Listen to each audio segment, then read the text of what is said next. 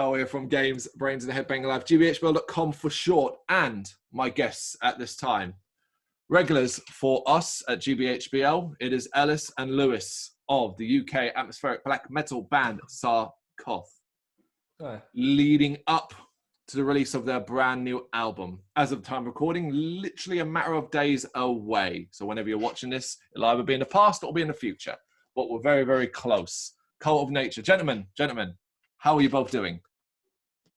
Yeah, I'm all right, Tal. How about yourself? Can't complain. And I'm cracking.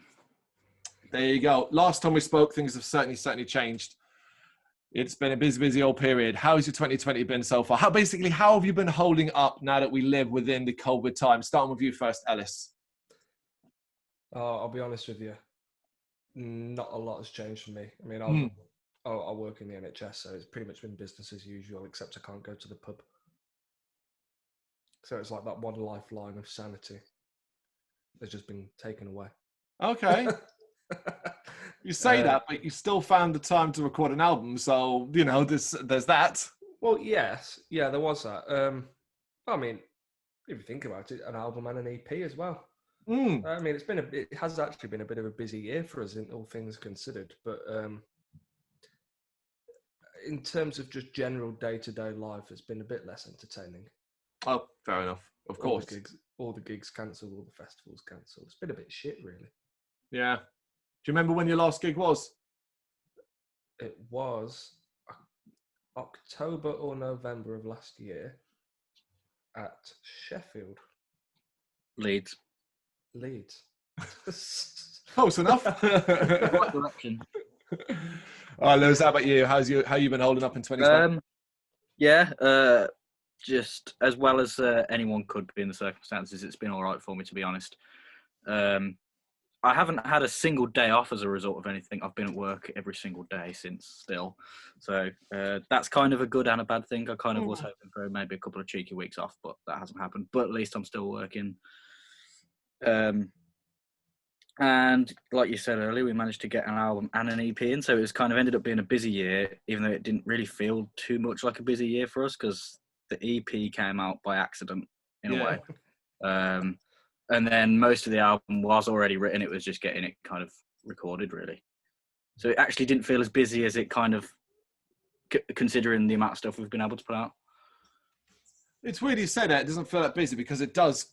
An EP and an album within a year, regardless of any band, is an incredible output, particularly one that is so strong. The EP followed the Cult, and obviously Cult of Nature, the new album. So you said these songs were already pretty much written. Can you give us a bit of background into when you decided to start and what your plan was? Was it always planned to be an album?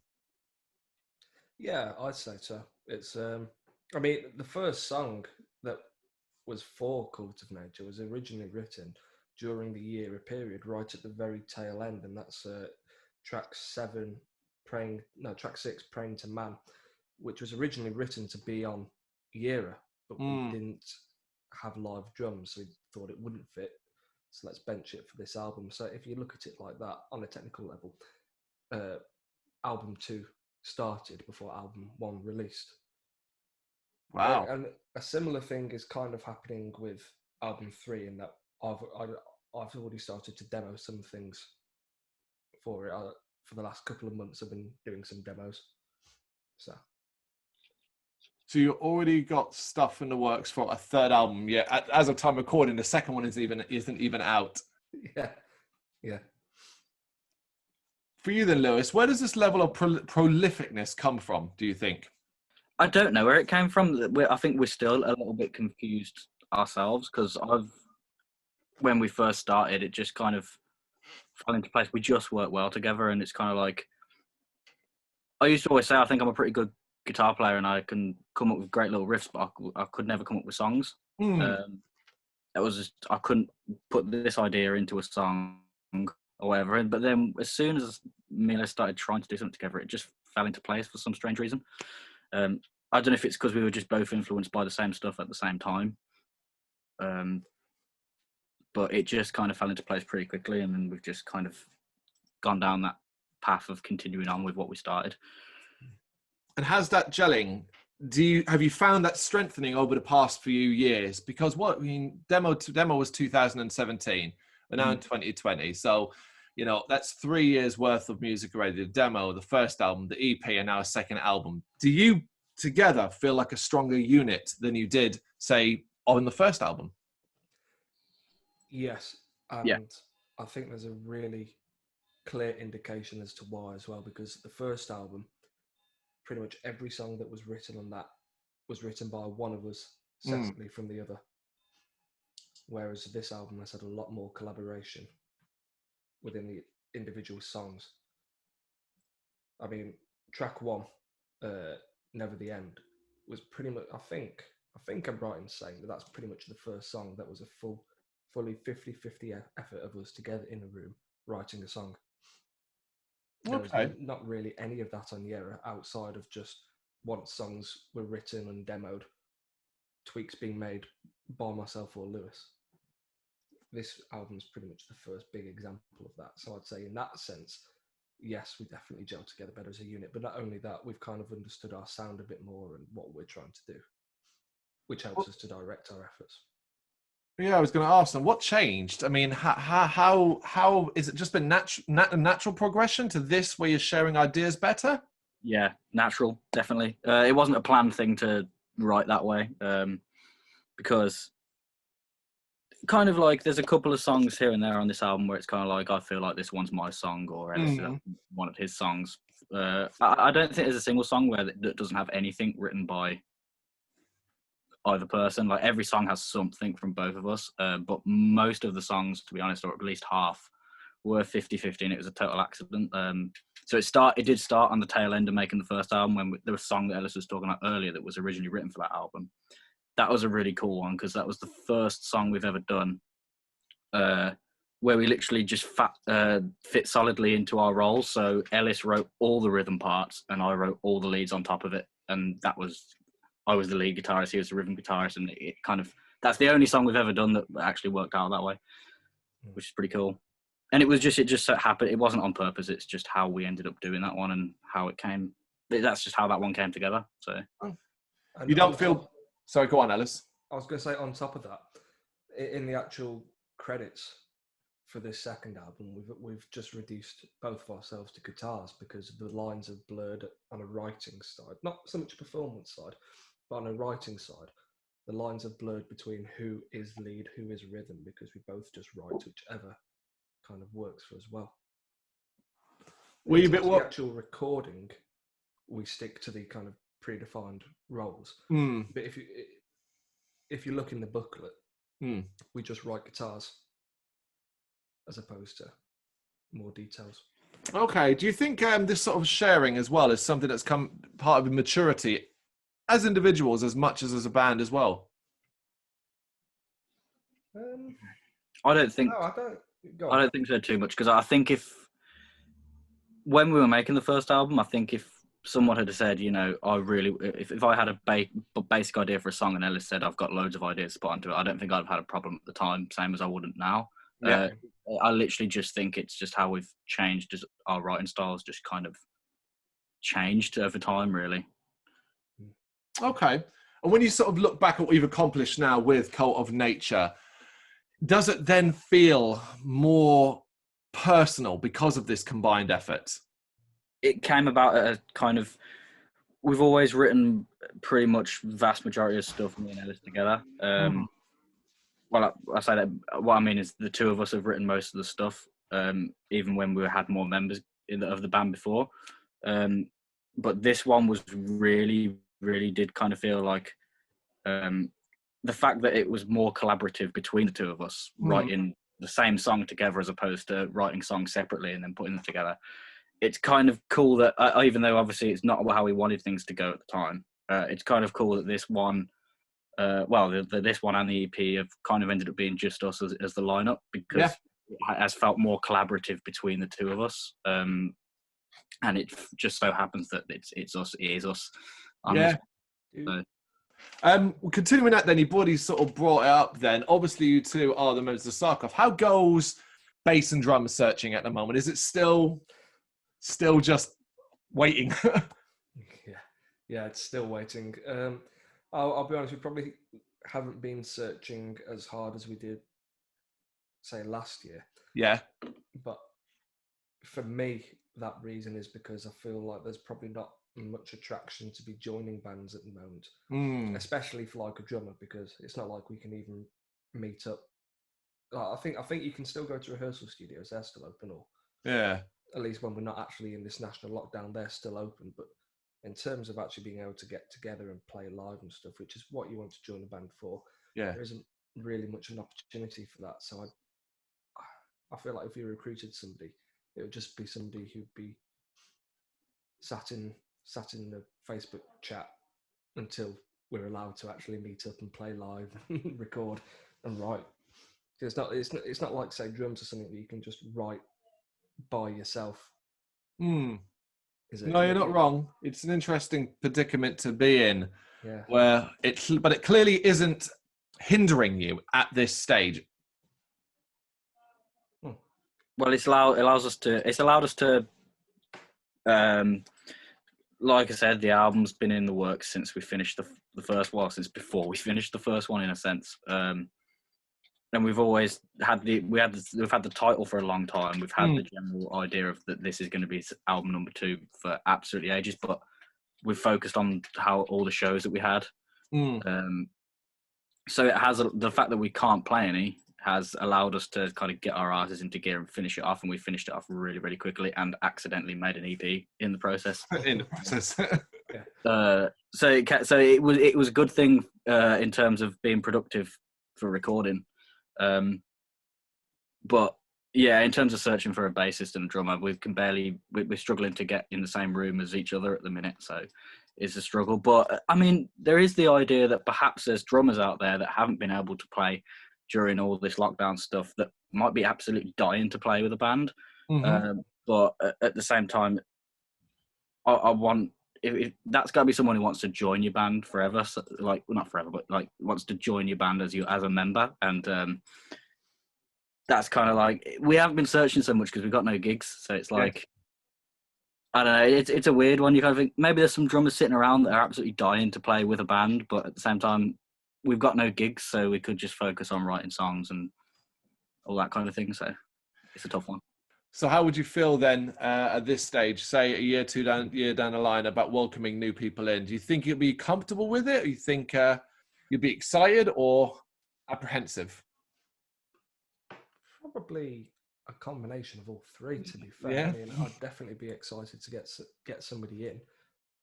But then also, if it's not somebody who I know, there probably would be that apprehension of like, are we going to be able to work together? Is it going to gel? That kind of thing. We've been able to,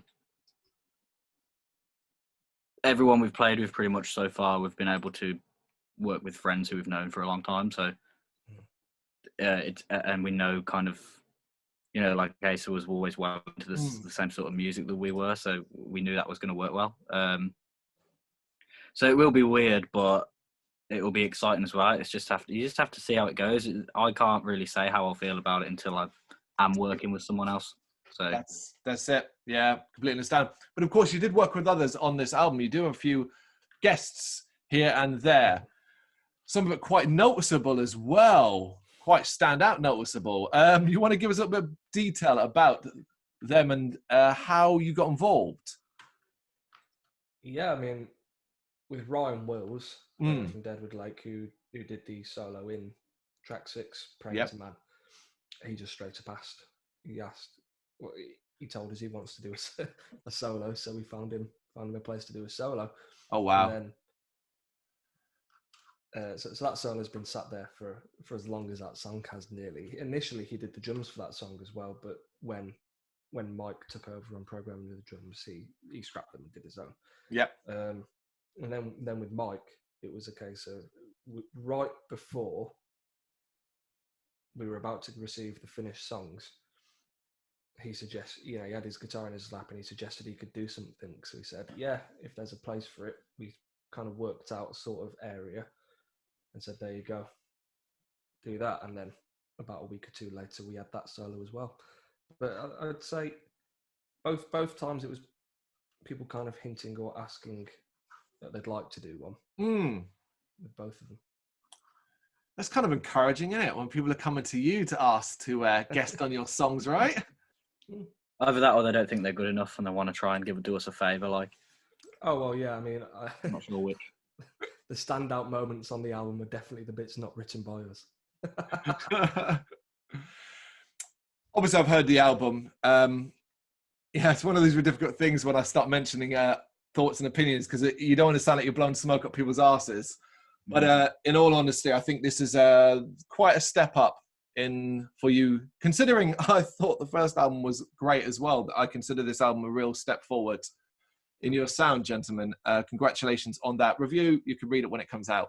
Go from there. But one of the things that really, really noticeable on this is the depth that you've now both got, not just to the lyrics or to the music specifically, but into the elements, the effects and things that you're trying to get across. How important is it for you when it comes to building these tracks and the naturistic tone that you like to sell, so to speak? How important is it for you to get that across?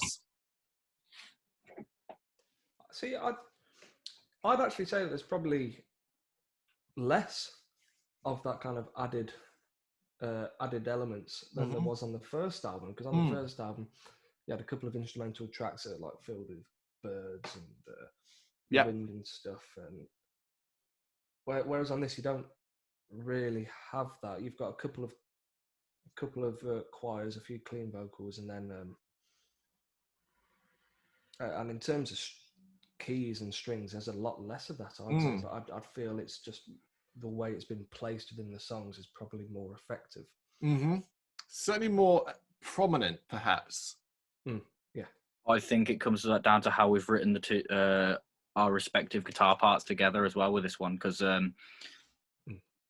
I think like Ellis said, there's actually loads less keys and strings and stuff. That stuff's still there, but there's actually a lot less of it. But I think listening to the album, it almost sounds like there's more of it. It kind of sounds like there's more of that kind of atmospheric-y, weird kind of like side to it, even though there is a lot less of that type of stuff. I think it's how the guitars play off each other kind of gives off a similar effect to having, it's a bit more kind of like an orchestra in the way the guitars are composed. But you kind of still wanted to keep the focus on that side of things, right, in regards to the theme of the album and how yeah, definitely. Carry on what you were going to say. I was just saying, confirming that yes, that is always kind of intent. So when you're trying to effectively play down those elements in this album, when it comes to the music, then how easy is it for you to get that theme across, particularly as, say, you're singing, your vocals? Not easy to pick out the lyrics unless you're reading them off a sheet, let's be honest. So how easy is it for you to kind of get that across? Now, for a start, just a very quick comment in that actually I wouldn't say it was an intentional removal of these elements. I think it's just how the songs ended up being structured. Cool. But in terms of importance to us, I'd say it's probably as important as the first album. We want this to still sound like us, like Saarkoth. I think we both want of our writing styles to sound recognisable. We want people to be able to hear it and say that's Saarkoth. And I think the lyrical themes and just in general the musical themes of the album carry on and expand from what we've done before and keep that kind of recognisability, I'd say. Do you agree? Do you think you've nailed that side of things, Lewis? Yeah, I think, well, to be honest with the lyrics, it's hard for me to make a comment because most of the lyrics I can leave. I leave Ellis to it because he's got a gift for writing kind of poetic sounding lyrics that just sounds great. So usually you can get a song and just write down some lyrics and have some great vocal lines to go over it, to go over the music. So I don't have much of it lyrically. If I have something there, if I have an idea, it's really solid and I'll write it. And usually I'll have a song or two. I've got one song lyrics wise on this album. So it's just something that it's not my thing. And usually I can read what Ellis has done, and I'm 99% of the time I'm happy with how it comes out. So I leave the lyric stuff to him. It's stuff that I would say I love the themes. I love the nature themes, and that's the kind of thing I want to go down. And I'll always push for that to be the themes. But I do leave the lyrics to Ellis for the most part because that is his thing. You did just mention that, and I did notice it in the credits. So tell us about your involvement in the song that you did get involved in. Yeah. So that was musically that was kind of my main song on the album as well. That was kind of. So I remember your review of Yera, and your favorite track was the title track Yera. Yeah, absolutely. And that was musically primarily written by Ellis. But around that time that we were doing that song, I came up with the lead riff for the song on this album, and I kind of thought, and I started writing the lyrics for Yera over my song. But then I thought musically they were too similar, so I've got to save that for kind of another time. They were quite similar musically. So I started writing these lyrics for the song Yera. I started writing the Yera lyrics for this song. So this is another old song. But then I put them on to Yera and then saved this. It was a riff more than I didn't have a whole song. It was a riff. And then eventually we got the song music written, and I just kind of had this idea while I was at work about kind of using the seasons to talk about like certain parts of your life and comparing a particular period of your life with the seasons. And then a couple of lines here and there came into my head, and I was like, make sure you remember them. And then when I finished work, I kind of just came up with those lyrics, and that was how that one came about. And I was like, I really like this, and I really want that to go on that song. Yeah. So. And being the main lyric guy then, Ellis, how did you feel when Lewis brought that to your attention? Well, when that song was instrumentally fully written, the lyrics for that weren't written. Lewis said, I'd like to do the lyrics for this one. So I went ahead and did some of my own lyrics for it anyway, just because I was inspired to. Fair enough. And basically what happened was when Lewis then had his own lyrics written, we compared the two, see which ones we liked more. We liked Lewis's more. Okay. And then the lyrics from that song, the lyrics that I'd come up with for that song ended up being the lyrics for the track that we released the other day, Rains Over a Dying World. So those lyrics are actually taken from my interpretation of what Lewis had written back then. But obviously much later, because that song was the last song to be written. It was written after Follow the Cult, probably about a month or so afterwards. So they'd just been kind of sat in the back of my head for months, and then I finally had an opportunity to use them. Oh, fantastic. That's amazing. So specifically for you then, Alice, as being the vocalist, your vocals on the new album, Cult of Nature, it's certainly a step up. And I wonder if it's partially as well because stronger production or something like that, but you are certainly a lot clearer, a lot more detailed and stuff like that. From a personal point of view, how do you think you've developed as a vocalist from Yera to Cult of Nature? I'd still say that the actual tonalities of my vocals are the same. I think they're recognisable. Oh, absolutely. But I'd say I've just developed better technique and just developed better technique, practiced more, and got more powerful as well. Able to do it louder, project more, which obviously helps. But then also, I think having to obviously step into Ace's role as well meant that I was kind of forced to expand my range a bit. Hence why hence why I do a lot of deep growls on this album as well, which obviously you didn't really get at all on Yera, but they're quite prominent on this album. And I think that's because of after having to step into them shoes and being the 100% kind of frontman vocalist, I felt like I had to expand myself a bit and be a bit more dynamic. Exciting though, right? When you're having to push yourself to those extra levels and effectively learn new things to do with your voice, right? Yeah, I'd say so. I mean, the inspiration to do a lot of the deep gutturals on this album came from when I was playing live. We played Scruffy Murphy's once, and after I came off stage, one of our friends there was commenting about some of the deep vocals that I'd just included live anyway. And I thought, oh, okay. Apparently they sound good. I didn't know. I couldn't really hear myself. But somebody said they sounded good, so I thought I'd give them a try. That's it. That's how it goes. Yeah. Reaction then to the single. So you've obviously had one song out from the album already. How have you found the general feedback from fan base? It's been good. It's been good feedback. Not heard any negative comments about it. Only good stuff.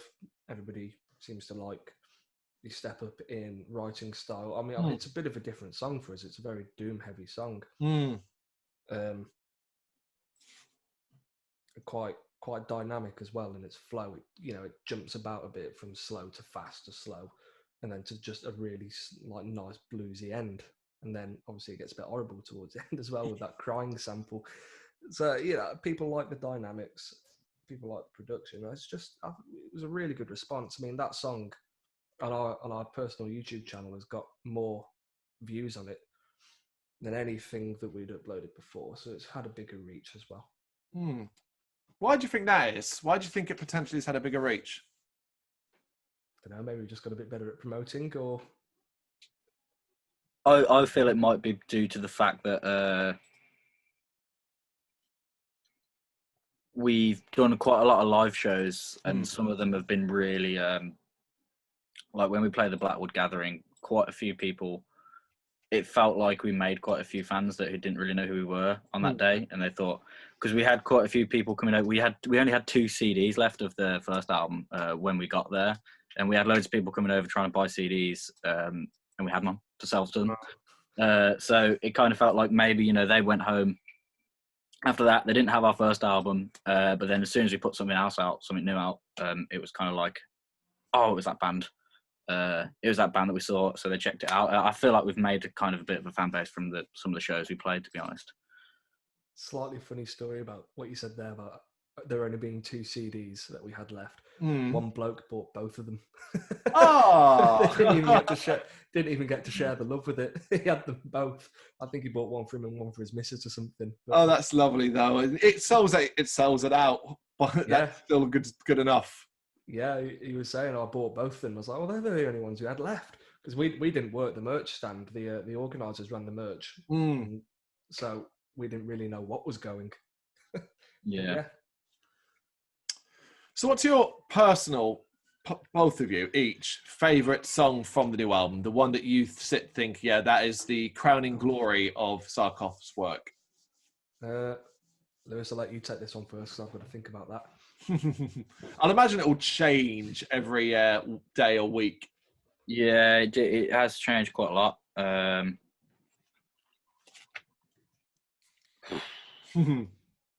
It's a strange one, because I think it kind of, in a way, I want to pick one of the ones that sounds a little bit familiar to what we've done before, because I feel like the song we were talking about earlier that I wrote the lyrics for, which is track 7 on the album. I feel like personally that's probably my favourite, but it is because I've had that song for ages now, and I've been dying to get it right, and I feel like I have got it right. But that is kind of like it is familiar. It is our sound continued from the first album. To be honest, that's probably the song I would say is the most like what people are used to hearing from us. But better. I think it is done. It is better than anything off that first album. I personally think. But I also kind of want to pick one that's totally different to what we've done before. It's a bit more of an experimental one. As well. So maybe track 3, because that is the brutalist, fastest thing we've ever done. So I'll get excited about that as well. It's kind of the 2 opposite types of tracks on the album. Amazing. Have you come up with one yet, Ellis, or are you just going to say the whole album? Oh no, none of the album. No, I don't know. For me, I'm also very tempted to say track 3. I mean, I absolutely adore the introduction to that. I remember when I had when I had that song on my phone, the first demo of it, like before the solo got added to the introduction, and just the build up of it. I'll be walking my dogs, and I'd want to start a circle pit with the dogs because I was like, this is awesome. I love this. People are going to love this. And then obviously that solo got added, which added a really nice little build up to it. And then I loved that as well. But then I also, I'm kind of in the same boat as the Lewis as when track 7, that's probably got my favourite chord progression in it. But it's not so much a progression. It's the second chords, with the second lot of chords in it were ones that I did, and I just love playing them. And it's got that very familiar sound carried over from Yera, even more so than the song that was written for Yera. And the way it ends as well, with that strings and the harp. I think that's a beautiful ending. So I'd say I'm kind of in the same boat as Lewis. Yeah, that's the song that excites me a lot, to be fair. I'm not going to babble on about it too much because it hasn't been released yet. Some people will have heard it. We have played it live, so some people have heard a live rendition of it. Yeah. But that is exciting, like I said, about the ending, because we wrote... Ellis wrote that chord progression, which I then added my leads to, and they're some of my favourite leads I've ever written, just because they sound really emotional. And then when that fades out at the end, I went away from it really happy with how the song was. I was like, we finished that one, that's written. And then the next time I went over, visited Ellis's to start working on some other stuff, he was like, I've done a little something with the end, but I don't know what you're going to think of it. I was like, show me. And he'd added this harp melody over the top of it. And I was like, that sounds absolutely amazing. Yeah. I never thought we'd add a harp, but it sounds great. Not a real harp, but yeah. See, it just seems par for the course that some of that would be added at some point in your sound, even if it's just for one solitary moment and it's never going to be used again in the future. I mean, actually, that's quite similar to how things happened on Yera, wasn't it? We'd finish a song, you go away and you come back, and I'd have just added a million layers of shit to it. Just to add to the atmosphere. Sometimes I'd try and trim it back a little bit, but yeah, you do that. You do kind of. Ellis tends to walk away with a song that you think's finished, and then come back with 15 more things added to it. And so you're the guy to stop that shit in its tracks, yeah. Sometimes I'm like, that's amazing. So. Fair enough. What's quite exciting to hear, you guys, is a lot of bands and artists, when we talk to them in the run-up to an album release, are sick to death of hearing their own music. I just want it out and I want it gone. So I know they're already working on new stuff, but clearly you're both still feeling very encouraged by your own music. Oh, I will happily listen to my own stuff because I know I like it. I'm quite vain in that sense. I will quite happily just stick my own album on. Yeah, there's an element of both for me. Like, it's a little bit like being from my kind of education, that being in making films and video production. When you learn how a lot of stuff's done in film, some people say, "Oh, I don't want to learn that stuff because it spoils the magic for me, and I can't watch a film without noticing that, and it spoils films for me." Whereas I can watch a film and look out for that stuff, or I can just switch that off and watch the film. I can kind of switch between the two, and I kind of get that a little bit. Awesome. Where I get a bit where I'm a little bit. Sometimes I'll hear our songs and I'm thinking I'm back in the recording making the mistakes 100 times, and that section's doing my head in. Or sometimes I can just forget all that and just listen to the song as it is. So I'm a little bit in the middle. The sound on this album, as you said, is very much Saarkoth. There's no getting away from that, whether it be the vocals, whether it be guitar leads, rhythm, all of that stuff is there. However, would you also agree that this is probably your most varied album release? Because obviously we got the demo, we got the EP, we got the first album, the most varied release to date. Oh, Lewis, you have this one. Yeah, I definitely think it's the most varied. The most varied thing about it. I mean, there's, aside from the strange, the completely new stuff that we've never done before, like the Doomy sections. The one, the single with the Doomy section on it, it's Doomy sections, and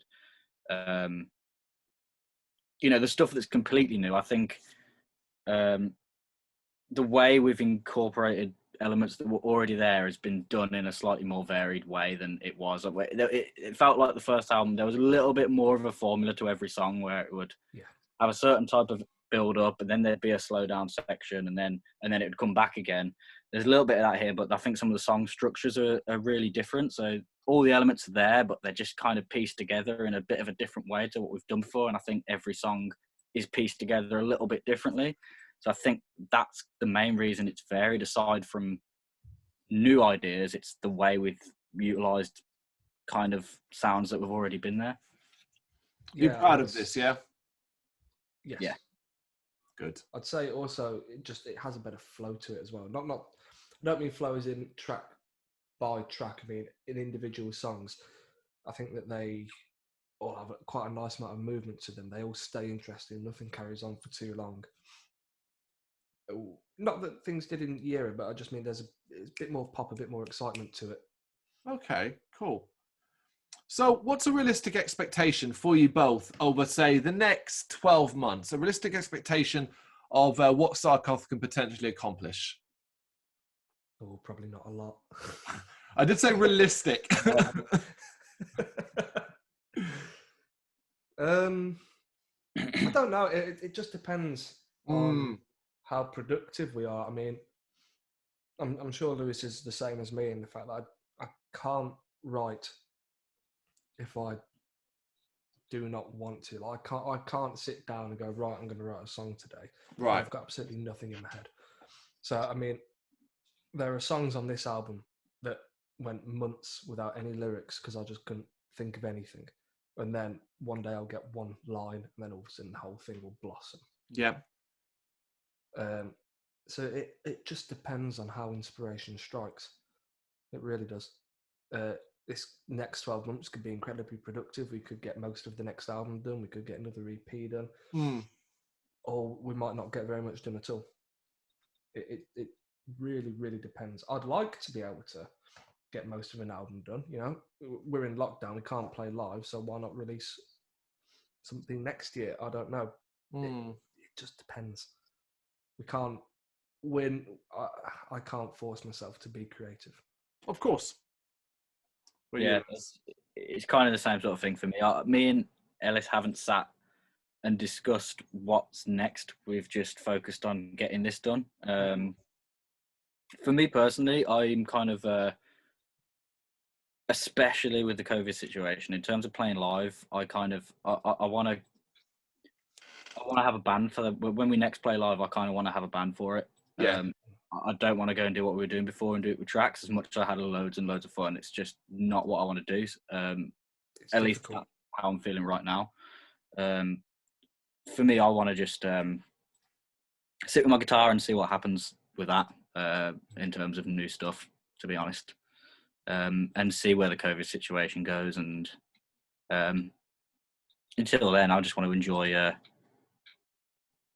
enjoy playing songs and playing riffs and hopefully writing some more songs. Well, that's all you can ask for at this stage. I mean, it's got to be at least heartening to a degree to remember that the biggest bands in the entire world are in exactly the same boat as you. You don't get to play live. You're stuck at home, you know, and you got to write if you can, if you've got the inspiration. So from the smallest to the biggest, everyone's in exactly the same boat. We just hope there's going to be venues left over for you to come back and play at. Yeah, that's my biggest worry is that obviously they've done this Creative Arts Trust Fund. But I know a lot of places that are, you know, the kind of pub venues aren't getting access to it because they're considered pubs before they're considered venues. Therefore, they don't qualify for this venue fund. So while it's good that, yes, venues that maybe like O2 and above and some smaller getting this funding, a lot of the grassroots venues that are absolutely vital to an underground scene, which is where new music flourishes and where new talent flourishes, regardless of genre. You could talk rap, pop, anything. It all still comes from an underground at its very core. And losing these grassroots venues will damage the music industry in this country across all genres. So yeah, it is a bit shit. The venue situation is. And also back to the next 12 months things. Personally, for me, I'm in agreement with Lewis about the band thing, and even if the COVID situation resolves itself a bit, I don't see us doing much in the way of live next year. Partly because of the band thing, and partly because I think even if COVID gets better, I still think it's going to be a while before we are capable to take on live again. Yeah. There is a positive side to that, I think, though, because so like I say, we've been able to come together and collaborate a lot more on this album than we did on the first one. And I think for the next one, when it comes, or EP or whatever we do next, I think we'll be able to focus quite a bit more attention to it than we did with this, because we don't have that live. You know, this has kind of come about the tail end of the first album and writing stuff whilst we're focusing on rehearsing for shows and playing live, and then the last bit of it was done during the lockdown. Well, during the the recent, not during the lockdown, but during recent events. So it's kind of like we made this one on a slightly rocky road, whereas I like to think that the next one, if we're not back to playing live yet, we can just get really, really, really immersed in it. And because I'm so happy with how this album turned out, I'm thinking what we'll be able to do with that full focus kind of thing. Yeah. I feel like the future's very bright regardless. Whatever you plan to do, whatever situation or event potentially opens up for you, be it 3 months down the line, everything's open, you go play live, and here comes a bass player and a drummer out from the side, and you're a fully fledged band able to play live. Or if you're focused solely, as you said, Lewis, on writing, collaborating together on the third record, the future seems very bright. Is that the case? Yeah. That's it. Whatever it ends up being, I think it'll be something good. Whether the focus ends up being on recording, releasing stuff, or whether it goes down the live route. I really enjoy doing both things and find them both really gratifying for different reasons. So one way or the other, it's going to be fun. Fantastic. Take my word for it. Cult of Nature is a phenomenal release. My favourite track is completely different to theirs as well. So there you go. Go on. Gentlemen, thank you very much for your time. Yeah, no, it's been a pleasure to be here. Thanks for having us. Thank you very much for watching. You can check us out on gbhbl.com as well as on Facebook, Instagram, Twitter and Tumblr. Go to Patreon to help us out over there. That's patreon.com/gbhbl, as well as Big Cartel, where you can find some of our merchandise. We have a podcast running on SoundCloud and Apple Podcasts. And of course, if you like this video, do us a favour, hit the subscribe button and help the channel grow. Games, horror and heavy metal. What else is life for?